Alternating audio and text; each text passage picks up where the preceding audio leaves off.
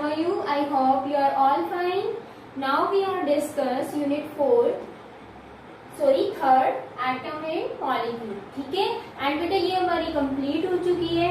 हम इसके बेसिस पे कुछ न्यूमेरिकल देख रहे थे. कल हमने डिस्कस कर लिया था मॉल कंसेप्ट के न्यूमेरिकल. एंड बेटा आज लास्ट बस पे मैंने आपसे प्रॉमिस किया था कि जो लॉज ऑफ केमिकल कॉम्बिनेशन है उनके बेस पे हम न्यूमेरिकल के लिए अलग से वीडियो बनाएंगे. ठीक है. तो बेटा आज मैं लास्ट वीडियो लेकर आई हूँ यूनिट 3 की, जो कि हमारे न्यूमेरिकल्स या प्रॉब्लम रहेंगे किसके बेस पे बेटा, लॉ ऑफ केमिकल कॉम्बिनेशन के बेस पे.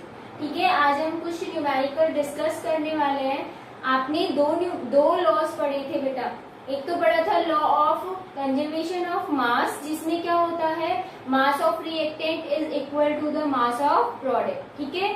उसके बेस पे हम न्यूमेरिकल डिस्कस करेंगे. एंड बेटा जो सेकेंड लॉ था वो था लॉ ऑफ कंजर्वेशन ऑफ मास के साथ साथ लॉ ऑफ कांस्टेंट प्रपोर्शन. ठीक है. तो कांस्टेंट प्रपोर्शन वाले में भी बेटा हम कुछ न्यूमेरिकल डिस्कस करेंगे. एंड बेटा इसमें कुछ एक दो पॉइंट और आएंगे. परसेंटेज कंपोजिशन कैसे निकालते हैं बेटा, ये चीज इंपॉर्टेंट है, आपके आगे 11th में भी काम आएंगी. तो आपको अच्छे से अपना कंसेप्ट क्लियर करना है. तो बेटा अभी हम न्यूमेरिकल देखते हैं. देखो मैंने यहाँ पर राइट किया हुआ है क्वेश्चन फर्स्ट. इसमें क्या बोला हुआ है कि 15.95 gram of copper sulphate react with 8.0 gram of sodium hydroxide. मतलब रिएक्शन किस किस के बीच में हो रही है बेटा, कॉपर सल्फेट के बीच में और सोडियम हाइड्रोक्साइड के बीच में. तो मैंने आपसे कहा था केमिकल रिएक्शन में बेटा जो रिएक्ट करता है उसको हम क्या बोलते हैं, रिएक्टेंट बोलते हैं. तो देखो हमारे पास रिएक्शन क्या आएगी.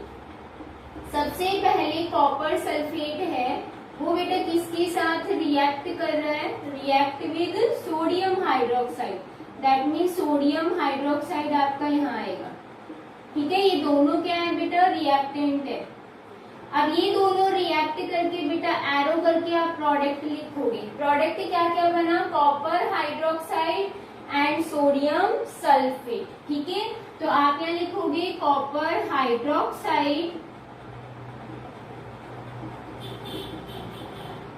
Plus sodium sulphate.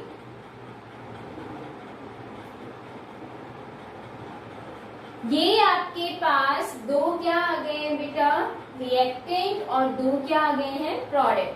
अब देखो इसमें अमाउंट दी हुई है, क्या दी हुई है, 15.95 ग्राम किसकी अमाउंट है, कॉपर सल्फेट की. तो हम ये कहते हैं इसकी दी हुई है 15.95 ग्राम. सोडियम हाइड्रोक्साइड कितना रिएक्ट कर रहा है, 8.0 ग्राम. ठीक है. तो ये हमारा हो गया रिएक्टेंट. आप देखो इसमें प्रोडक्ट क्या क्या दिया हुआ है, कॉपर हाइड्रोक्साइड की अमाउंट दी हुई है 9.75 ग्राम. तो मैं यहाँ पर लिख देती हूँ 9.75 ग्राम क्या बना, कॉपर हाइड्रोक्साइड. एंड इसके साथ बेटा क्या बना है, 14.2 ग्राम ऑफ सोडियम सल्फेट. तो यहाँ लिखोगे आप 14.2 ग्राम सोडियम सल्फेट बन चुका है. अब आपको इसमें क्या फाइंड आउट करना है, ये फाइंड आउट करना है कि विच लॉ इज स्ट्रिक्ट, मतलब इसमें कौन सा लॉ है. केमिकल कॉम्बिनेशन के 2 लॉज थे, conservation of mass and constant proportion. तो अब हम देखेंगे. देखो सबसे पहले हम कंजर्वेशन ऑफ मास वाला करके देखते हैं कि वो है या नहीं है. अगर वो नहीं होता है तो फिर हम कांस्टेंट प्रपोर्शन वाला देखेंगे. बट यहाँ पर बेटा मास दिया हुआ है. ठीक है. तो यहाँ रेशियो तो है नहीं, मास है, तो इसका मतलब कौन सा आएगा, law of conservation of mass. But हम कैलकुलेट करके देखेंगे. देखो बेटा according to law of conservation of मास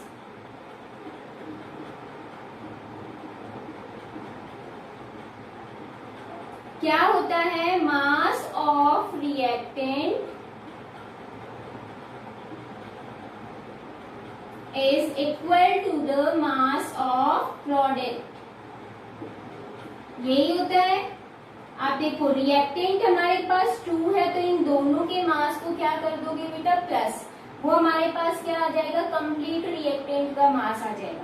अब देखो हमारे पास एक रिएक्टेंट ये है, इसका मास था 15.95 ग्राम. दूसरा सोडियम हाइड्रोक्साइड है, इसका कितना है बेटा, 8.0. आप क्या करोगे, इसको प्लस करके देखोगे. देखो कितना आया, 0.95 तो एज इट इज आएगा क्योंकि यहाँ पर 0 है पॉइंट के बाद। अब 15 एंड प्लस 8 करोगे कितने आएंगे बेटा 23। तो हम यहाँ लिख देते हैं 23.95 ग्राम। बेटा ये किसका मास आ गया रिएक्टेंट का, ठीक है। सेम एज इट इज हमें प्रोडक्ट का निकाल के देखना है। अगर दोनों का इक्वल है तो बेटा कौन सा लॉ होगा, लॉ ऑफ कंजर्वेशन ऑफ मास, ठीक है। अब देखो मास ऑफ प्रोडक्ट में 9.75 ग्राम, ठीक है, प्लस आप क्या करोगे बेटा सोडियम सल्फेट का मास 14.2 ग्राम, ठीक है। आप प्लस करो कितना आएगा बेटा, देखो पॉइंट के उधर वाला लेते हैं हम 5 एज इट इज, 7 प्लस 2 कितना हो गया 9 एंड 14 प्लस 9 कितना हो गया बेटा 23, ठीक है। तो अब देखो हमारे पास 23.95 ग्राम किसका मास आया, मास of reactant, and mass of product भी कितना आया बेटा 23.95 ग्राम। इसका मतलब ये दोनों मास इक्वल है तो कौन सा लॉ होगा, लॉ ऑफ कंजर्वेशन ऑफ मास। तो सबसे पहले आप क्या करोगे बेटा, क्वेश्चन में रिएक्टेंट्स और प्रोडक्ट्स क्या है पहले आप इक्वेशन लिखोगे, देन उसके बाद उनका जो मास दिया हुआ है उन मास को क्या करके देखोगे ऐड। रिएक्टेंट के मास 2 रिएक्टेंट है, 3 रिएक्टेंट है, सभी के रिएक्टेंट के मास को प्लस कर दोगे। तो मास ऑफ रिएक्टेंट में आप क्या करोगे, मास of the copper sulphate plus mass of the sodium hydroxide, और मास ऑफ प्रोडक्ट में क्या करोगे बेटा, mass of copper hydroxide this one and plus mass of sodium sulphate. Value put करोगे, देन उसके बाद प्लस करके देखोगे इक्वल है, दैट मीन्स हमारा आंसर क्या आएगा, here law of chemical combination is conservation of mass. Here answer आ गया हमारा। ये हो गया है फर्स्ट इक्वेशन। जल्दी से बेटा स्क्रीनशॉट ले लीजिए, इसी में से आपको बेटा पूरे नोट्स क्लियर करने हैं, बनाने हैं अच्छे से, ठीक है। नीट एंड क्लियर नोट्स होने चाहिए सभी बच्चों के। नेक्स्ट बेटा अब हम स्टार्ट कर रहे हैं सेकंड क्वेश्चन। इसी के बेस पे सेकंड क्वेश्चन क्या है, ठीक है।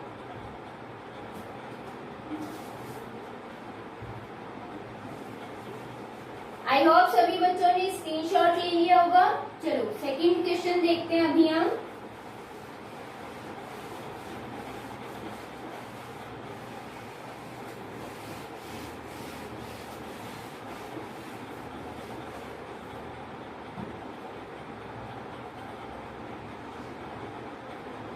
सेकंड क्वेश्चन दिया हुआ बेटा आपका 24.5 ग्राम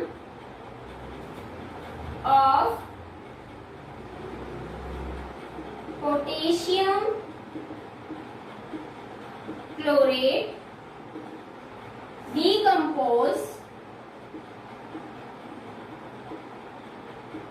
on heating to form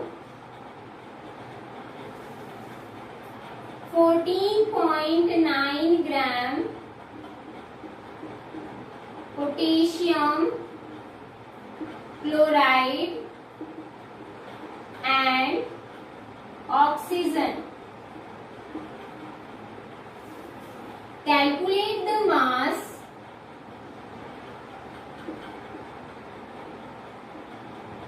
of oxygen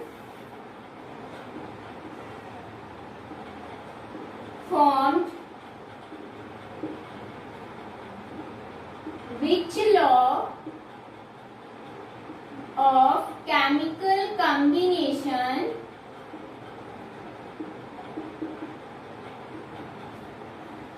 have used।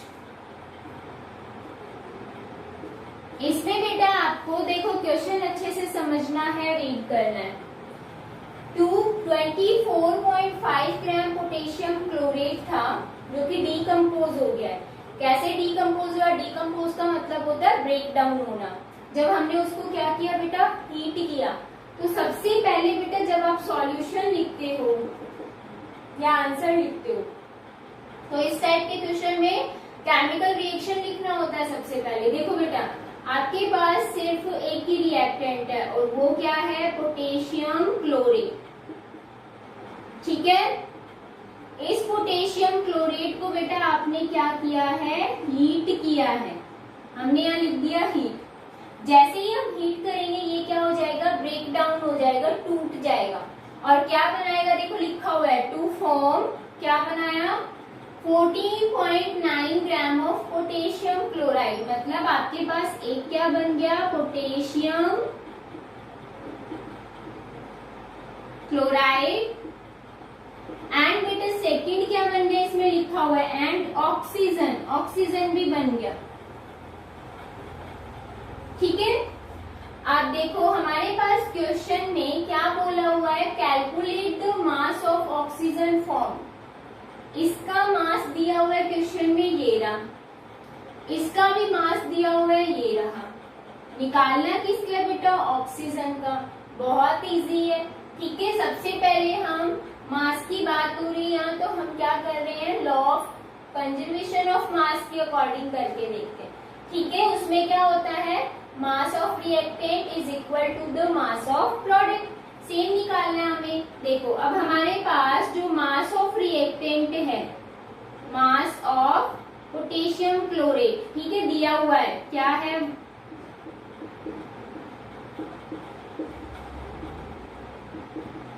(24.5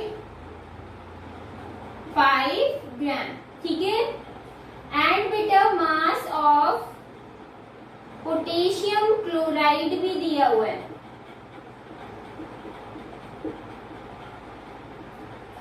कितना है, 14.9 ग्राम।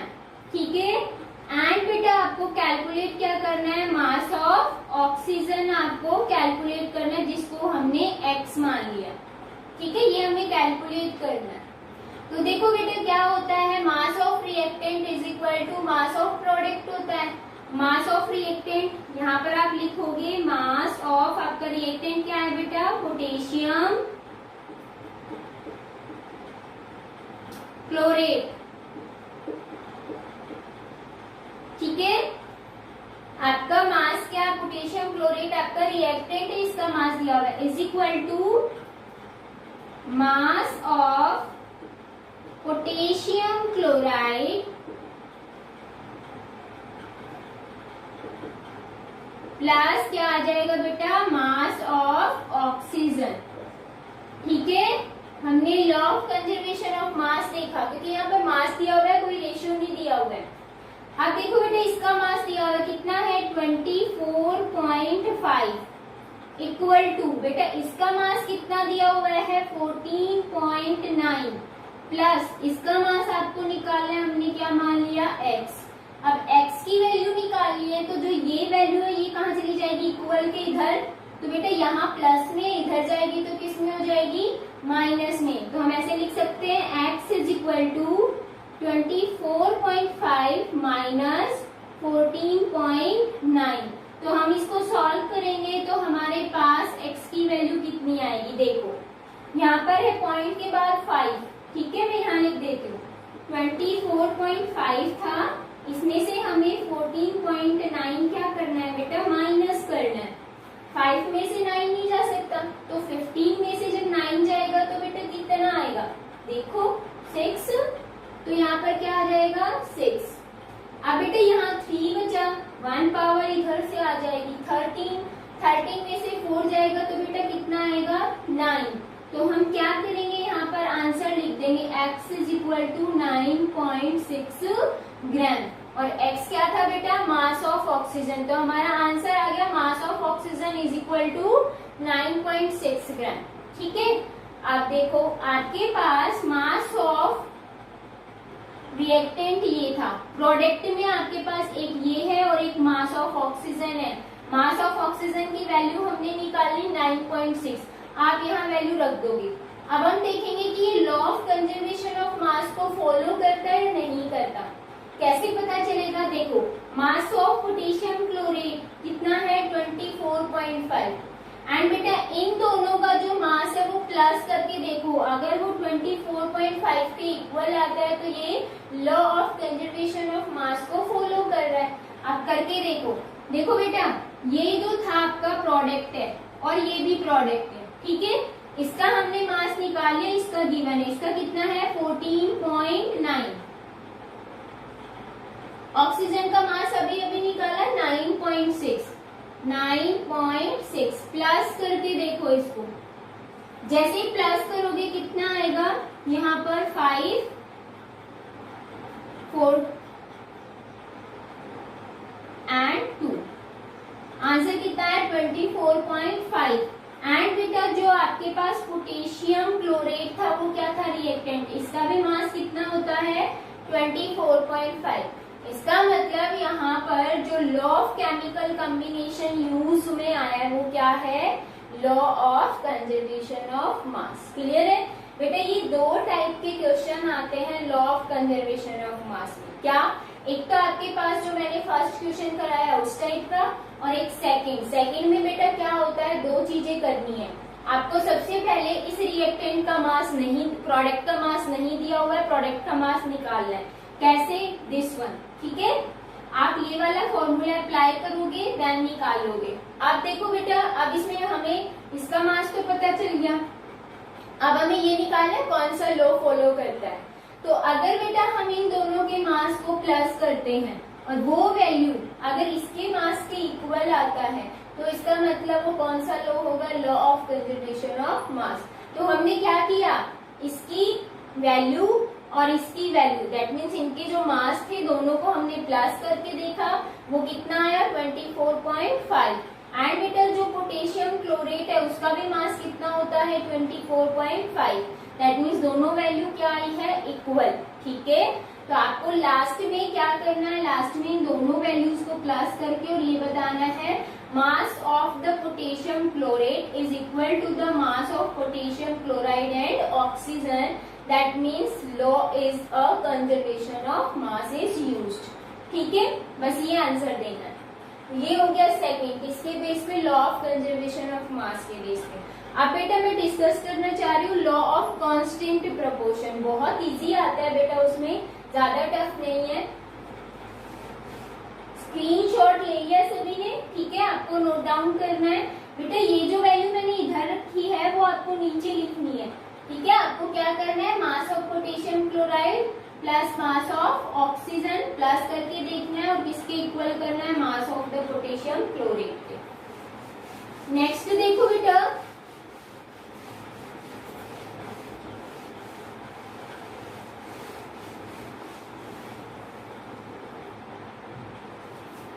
नेक्स्ट क्वेश्चन आएगा आपके पास मैग्नीशियम एंड क्वेश्चन नंबर 3। ठीक है, magnesium and oxygen combine in the ratio of 3:2 by mass to form magnesium oxide.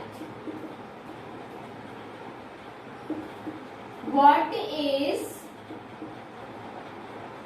mass of oxygen gas would be required to react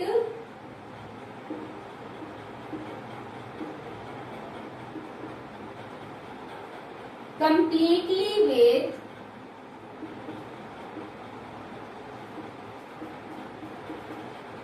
24 gram of magnesium. बेटा देखो, इस वाले question में ratio दिया हुआ है और जहां रेशो दिया हुआ हो वहां कौन सा लॉ वर्क करता है बेटा, कांस्टेंट प्रोपोर्शन का। ठीक है, तो कांस्टेंट प्रोपोर्शन के अकॉर्डिंग आपको ये ध्यान रखना है कि आपके पास जो रेशियो आया है वो आता है बाय द मास। इसमें लिखा हुआ है बाय द मास, इसका मतलब 3 का मतलब है 3 ग्राम और 2 का मतलब है 2 ग्राम, क्योंकि बाय मास आता है। ठीक है, तो बेटा अगर हम ये देखें कि इसमें कंबाइंड कौन हो रहा है, मैग्नीशियम और ऑक्सीजन, तो मैग्नीशियम कितने ग्राम है बेटा, 3 ग्राम, एंड ऑक्सीजन कितने ग्राम है, 2 ग्राम। जब ये दोनों कंबाइंड होते हैं तो क्या बनता है, मैग्नीशियम ऑक्साइड बनता है। ठीक है, तो हम ये कहते हैं कि यहाँ पर क्वेश्चन में पूछा है what is mass of oxygen gas would be required to react completely with 24 gram of magnesium. सबसे पहले तो आपको ये देखना है कि जब 3 ग्राम मैग्नीशियम 2 ग्राम ऑक्सीजन के साथ रिएक्ट करता है तो क्या बनता है, मैग्नीशियम ऑक्साइड। मैग्नीशियम ऑक्साइड की अमाउंट नहीं देखनी है आपको, ठीक है। तो इसमें नेक्स्ट ये पूछा गया है कि 24 ग्राम जो मैग्नीशियम है वो कितने ऑक्सीजन के साथ रिएक्ट करेगा। मतलब आपको मास किसका निकालना है बेटा, ऑक्सीजन का। तो बहुत ही सिंपल सा क्वेश्चन है, वो क्या है, देखो बेटा 3 ग्राम, सॉल्यूशन देखना है आपको, 3 gram of magnesium react with कितने ग्राम ऑक्सीजन के साथ रिएक्ट करता है, 2 ग्राम ऑक्सीजन के साथ। ठीक है, तो आप क्वेश्चन में एक नीचे क्या दिया हुआ है, 24 ग्राम ऑफ मैग्नीशियम, तो हम यहाँ लिखेंगे 24 gram of magnesium react with, देखो अब कितने ऑक्सीजन की रिक्वायरमेंट है, यहाँ पर बेटा क्या है 2 लिख दो, डिवाइडेड बाय यहाँ पर क्या है बेटा 3, आप 3 लिखोगे, एंड यहाँ क्या है 24, वो आ जाएगा बेटा मल्टीप्लाई में। आपने मैथ्स में क्वेश्चन सॉल्व किए हुए हैं, कोई प्रॉब्लम नहीं होनी चाहिए। जब रेशियो वाले क्वेश्चन आते हैं तो आपको सिर्फ ये देखना है मैग्नीशियम और ऑक्सीजन है, दैट मीन्स ये मास है मैग्नीशियम का और ये है ऑक्सीजन का। तो 3 ग्राम मैग्नीशियम 2 ग्राम ऑक्सीजन के साथ रिएक्ट कर रही है, तो 24 magnesium, how many oxygen are required. ठीक है, तो 3 ग्राम के साथ आपको 24 ग्राम क्या दिए, मैग्नीशियम। तो ये चीजें सेम है, ये आपको लेफ्ट हैंड साइड रखनी है। ठीक है, जो कैलकुलेट करना होता है वो राइट हैंड साइड रखते हैं इक्वल के, ये चीज ध्यान रखनी है। अब इसको सॉल्व करोगे बेटा कितना आएगा, देखो सॉल्व करके 3 की टेबल में 24 आता है, करो कैलकुलेट। ठीक है, 8 बार कट होता है ना, 8 इंटू 2 करोगे तो कितना आएगा 16, तो आपका आंसर क्या आ गया 16 ग्राम।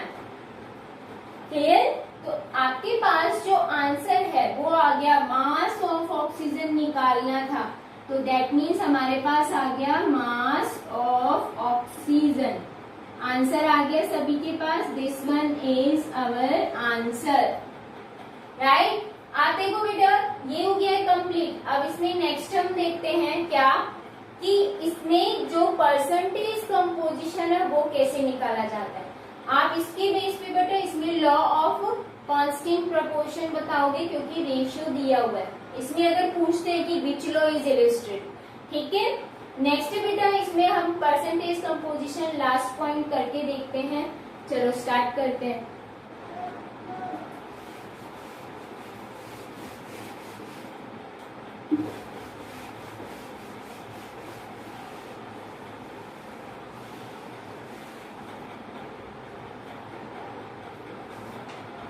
नेक्स्ट बेटा 4th क्वेश्चन देखेंगे हम, ठीक है।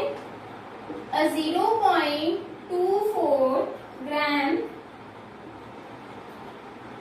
Sample of compound of oxygen and boron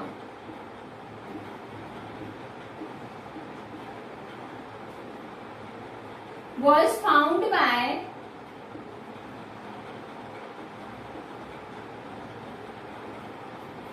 analysis to contain 0.096 gram of boron and 0.144 gram of oxygen. Calculate the percentage composition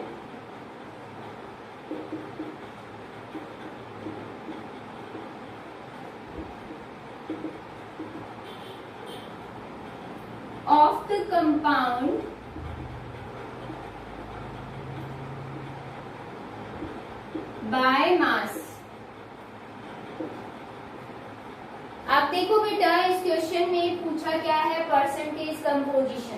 ठीक है, परसेंटेज कंपोजिशन किसका, कंपाउंड के अंदर जितने भी एटम्स हैं उनका। अब हमें ये पता होना चाहिए कंपाउंड कौन सा है। तो देखो बेटा स्टार्टिंग में क्या लिखा हुआ है, सैंपल ऑफ कंपाउंड। कंपाउंड के अंदर क्या प्रेजेंट है, ऑक्सीजन एंड बोरॉन। इसका मतलब जो आपके पास कंपाउंड है ऑक्सीजन और बोरॉन का, उसमें आपको ऑक्सीजन कितनी परसेंटेज में प्रेजेंट है वो निकालना है, एंड बोरॉन कितने परसेंटेज में है वो निकालना है। ठीक है, तो देखो बेटा परसेंटेज कंपोजिशन हम निकालते कैसे, सबसे पहले उसका फॉर्मूला पता होना चाहिए।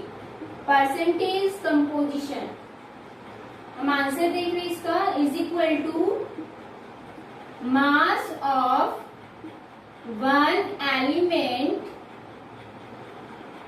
Divided by mass of compound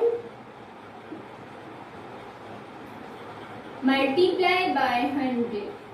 ये होता है बेटा परसेंटेज कंपोजिशन का फॉर्मूला।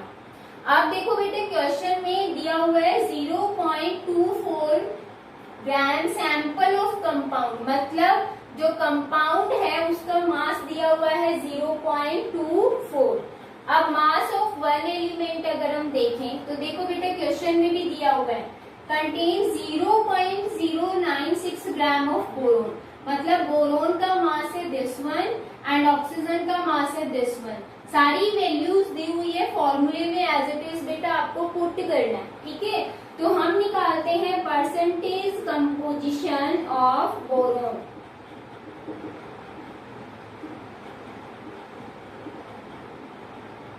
इन कंपाउंड, ठीक है, एक कंपाउंड के अंदर बोरोन की परसेंटेज कंपोजिशन निकालते हैं। बेटा आप गिवन क्या क्या है साइड में लिख लोगे। ठीक है, हमारे पास स्पेस कम है इसलिए मैं लिख नहीं रही हूँ, सॉल्व नहीं हो पाएगा। आपको क्या लिखना है, देखो आपको ये लिखना है गिवन क्या क्या है। Mass of compound is 0.24 gram, mass of boron is 0.96 gram of boron, and mass of oxygen is 0.144 ग्राम। ठीक है, आपके पास कंपाउंड का मास ये है, बोरोन का मास ये है, एंड ऑक्सीजन का मास ये है। तो सबसे पहले हम बोरोन का निकाल रहे हैं। तो देखो बेटा जिसका मास निकालोगे ना, परसेंटेज कंपोजिशन निकालोगे, उसी का मास आपको यहाँ यूज करना है। दैट मीन्स यहाँ क्या आ जाएगा, मास ऑफ बोरोन, और मास ऑफ बोरोन बेटा कितना है 0.096 divided by mass of compound. Question में दिया हुआ है mass of compound 0.24 gram, put करोगे 0.24 एंड बेटा इसको मल्टीप्लाई कर दोगे 100 से। जब बेटा इसको सॉल्व करोगे तो आपके पास आंसर आएगा 40%। क्लियर है, यहाँ हमने क्या रखा, मास ऑफ बोरोन, और नीचे क्या लिखा, मास ऑफ कंपाउंड इनटू 100। ठीक है, सेम एज इट इज बेटा आपको परसेंटेज कंपोजिशन निकालनी है। किसकी, इसमें सेकंड क्या दिया हुआ है, ऑक्सीजन, तो percentage composition of oxygen in compound is कितनी आएगी बेटा, देखो अब हम यहाँ ऑक्सीजन ले रहे हैं तो बेटा इस वाले फॉर्मूले में मास ऑफ वन एलिमेंट लिखा हुआ है, तो हम अब किसका मास लेंगे, मास of oxygen divided by mass of compound into 100। देखो बेटा ऑक्सीजन का मास कितना है 0.144, डिवाइड करोगे मास ऑफ कंपाउंड कितना है 0.24 एंड मल्टीप्लाई कर दोगे बेटा 100 से, क्या आ जाएगा 60%। क्लियर है, तो बेटा जब आप अपनी नोटबुक में सॉल्व करोगे तो आपको क्या क्या चीजें लिखनी है। सबसे पहले आप इसका फॉर्मूला लिखोगे परसेंटेज कंपोजिशन का। ठीक है, एंड बेटा आपको फिर क्या लिखना है कि गिवन क्या क्या है क्वेश्चन में, ये बेटा आप इस फॉर्मूले के नीचे मेंशन करोगे। ठीक है, एज इट इज यहाँ मैं लिख रही हूँ वैसे नहीं। गिवन क्या क्या है बेटा, आपके पास मास ऑफ कंपाउंड गिवन है, कितना दिया हुआ है बेटा, मास ऑफ कंपाउंड 0.24 ग्राम, एंड क्या दिया हुआ है बेटा, मास ऑफ बोरोन, बोरोन का मास कितना दिया हुआ है 0.096 ग्राम, एंड क्या दिया हुआ है, मास ऑफ ऑक्सीजन। ये गिवन है, आपको लिखना है बेटा 0.144 ग्राम। ठीक है। अब जब फिर आप ये लिखोगे percentage composition of boron in compound, तो फॉर्मूला भी साथ साथ लिखोगे। यहाँ आप लिखोगे mass of boron divided by mass of compound into 100। फिर आप वैल्यू पुट करोगे मास ऑफ बोरोन की, देन मास ऑफ कंपाउंड की इनटू 100 करोगे, देन सॉल्व करोगे। ठीक है। ऐसे ही परसेंटेज कंपोजिशन ऑफ ऑक्सीजन जब निकालोगे तो सबसे पहले फॉर्मूला लिखोगे। फॉर्मूला क्या लिखोगे, मास of oxygen divided by mass of compound into 100। फिर आप वैल्यू पुट करोगे, देन आंसर निकालोगे। ठीक है। सेम है बेटा, मैंने डायरेक्ट वैल्यू पुट कर दी क्योंकि फॉर्मूला आप लिखोगे mass of boron divided by mass of compound, और यहाँ जब ऑक्सीजन में लिखोगे तब क्या लिखोगे, मास of oxygen divided by mass of compound. Clear. तो बेटा ये परसेंटेज कंपोजिशन इंपॉर्टेंट है, इसके बेस पे क्वेश्चंस आते हैं, आपको अच्छे से करना भी है क्योंकि आपके आगे 11th में भी काम आएगा अगर आप साइंस लेते हो तो। ठीक है। टेक केयर बेटा, क्योंकि अब हम ये कंप्लीट कर रहे हैं यूनिट 3। ठीक है। अच्छे से बेटा आपको कंप्लीट करना है अपनी नोटबुक भी, एंड बेटा इसको लर्न भी करना है। सैटरडे को हम टेस्ट लेंगे इसका। ओके बेटा, अच्छे से आपको ध्यान से करने हैं जितने भी न्यूमेरिकल्स है, जल्दीबाजी नहीं करनी है आपको। फटाफट ये नहीं है कि कंप्लीट ही करना है, आपको सबसे पहले क्वेश्चन को समझना है कि क्या क्या दिया हुआ है एंड पूछा क्या है, फिर हम क्या फॉर्मूला अप्लाई करेंगे, देन हमें आंसर कैलकुलेट करना। क्लियर। तो बेटा अब हम न्यू यूनिट के साथ मिलते हैं। Take care, bye.